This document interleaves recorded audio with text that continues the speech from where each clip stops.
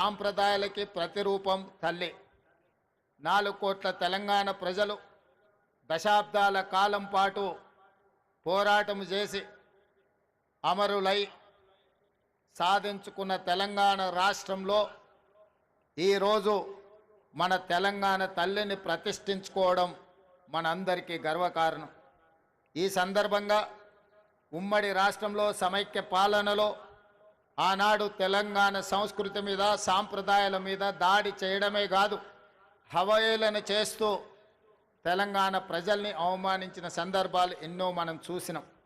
అక్కడి నుంచి విద్యార్థి ఉద్యమకారులు అమరులై సాధించుకున్న తెలంగాణ రాష్ట్రంలో 10 సంవత్సరాలు తప్పకుండా తెలంగాణ సంస్కృతి పునరుజ్జీవింపబడుతుంది, మన తల్లిని గౌరవించుకుంటామని ఆలోచన చేసినాం.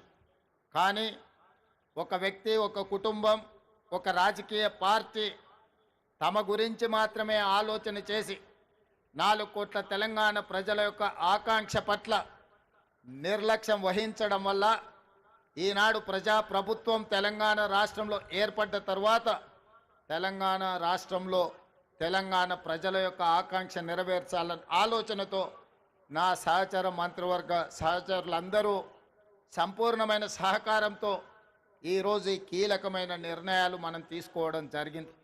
మిత్రులారా, ఆనాడు మీకు అందరికీ తెలుసు, తెలంగాణ రాష్ట్రంలో ఉద్యమం ఉవ్వెత్తున లేచినప్పుడు తెలంగాణ యువకులు ముఖ్యంగా తాము తిరిగే బండి మీదనే కాదు, తమ గుండెలపై టీజీ అని రాసుకొని తాము కట్టెల్లో కాలిన శాశ్వతంగా పచ్చబొట్టు పొడిపించుకున్న టీజీ ప్రజలకు శాశ్వతంగా గుర్తింపు ఉండాలి అని ఆనాడు టీజీ తెలంగాణ యువకులు గుండెల మీద రాయించుకున్నారు.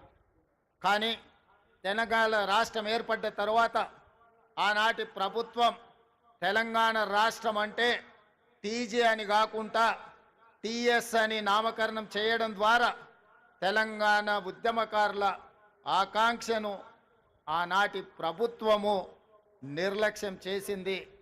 అందుకే ప్రజాప్రభుత్వం ఏర్పడిన తర్వాత ఏ ఉద్యమకారులు, ఏ అమరవీరులు తమ గుండెలపై టీజీ అని రాసుకున్నారో ఆ టీజీనే తెలంగాణ రాష్ట్ర ప్రభుత్వం ఆమోదింపజేయడం ద్వారా తెలంగాణ ప్రజల యొక్క ఆకాంక్షను శాశ్వతంగా పదిలపరిచింది.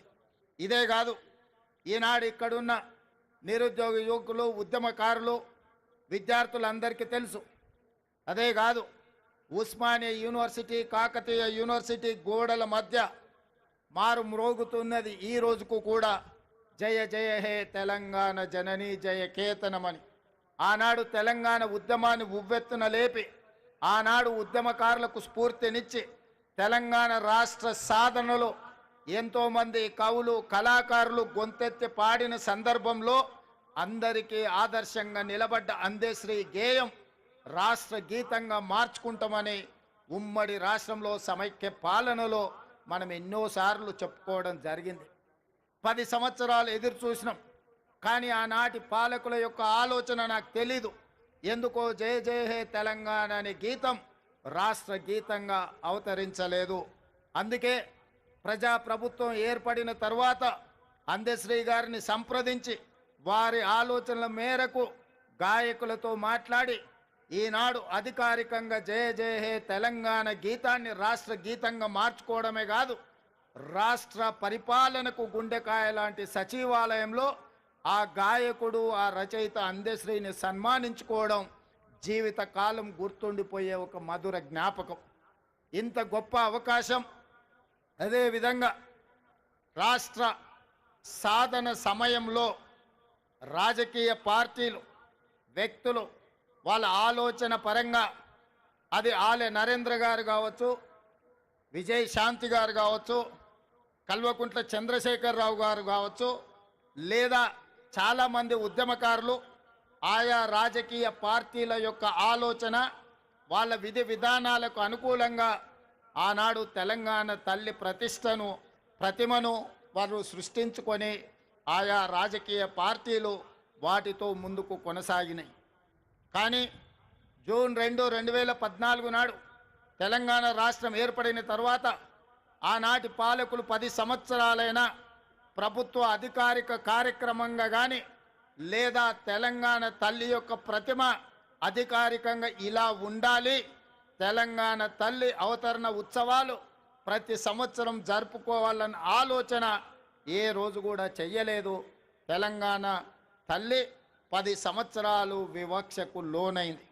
అందుకే ఈనాడు మన అస్తిత్వానికి ప్రతీకైన మన సంస్కృతి సాంప్రదాయానికి బహుజనుల నుంచి పుట్టిన ఈ ఉద్యమం బహుజనులు పిడికిలి బిగించి సాధించుకున్న తెలంగాణలో బహుజనుల యొక్క ఆకాంక్ష మేరకు తండాలలో, గూడాలలో, మారుమూల పల్లెల్లో జనబాహుల్యంలో ఉన్న తెలంగాణ తల్లి నాకు ఈ తెలంగాణ మాతృమూర్తిని చూసినప్పుడు చిన్నప్పుడు నా తల్లి ఏ విధంగా ఉండెనో నాకు ఈరోజు కళ్ళకు కట్టినట్టుగా ఈ తెలంగాణ తల్లి విగ్రహాన్ని చూస్తే నాకు స్ఫురించింది. అదేవిధంగా ఎవరిని అడిగినా నా మంత్రివర్గ సహచరులు కావచ్చు, శాసనసభ్యులు కావచ్చు, కవులు కళాకారులు కావచ్చు, ఎవరితో మాట్లాడినా వాళ్ళందరూ ఒకే మాట చెప్పిండ్రు, ముఖ్యమంత్రి గారు ఈరోజు ఈ కళాకారుడు తీర్చిదిద్దిన తెలంగాణ తల్లి మన గుండెల్లో ఉండే మన కన్న తల్లి ప్రతిరూపంగా ఈరోజు ఉన్నది, అద్భుతంగా ఉన్నది. మీరు ఆలోచన చెయ్యకండి, కొన్ని